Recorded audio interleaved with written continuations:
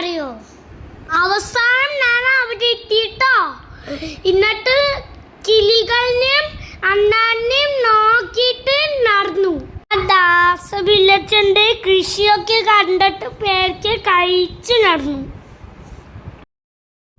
ദാസവില്ലച്ചൻ പറയുന്നതൊക്കെ എൻ്റെ അച്ഛനാണ് കേട്ടോ. അച്ഛൻ നല്ല കൃഷിക്കാരനാണ്. അവിടെ ദാസവില്ലച്ചൻക്ക് കൃഷിയും വാഴയൊക്കെ ഉണ്ട്.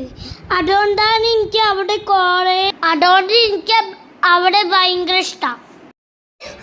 എൻ്റെ ദാസവില്ലച്ചൻ്റെ പഴയ വീട്, ആ വീട് പൂട്ടിയിട്ടാണ് ഇല്ലത്.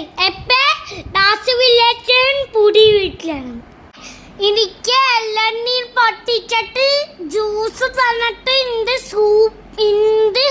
മധുരമാനറിയോ നിങ്ങളോ?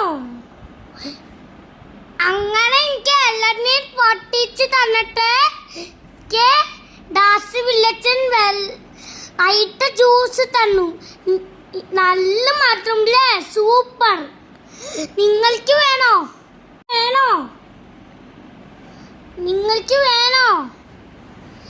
ഇതാ മേടക്കുട്ടി അത് കണ്ടിട്ട് ചിരിച്ചോണ്ടിരിക്കാണ്.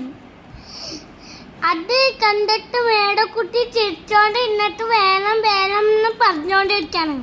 നിന്റെ അച്ഛൻ തന്നെ പച്ചക്കറി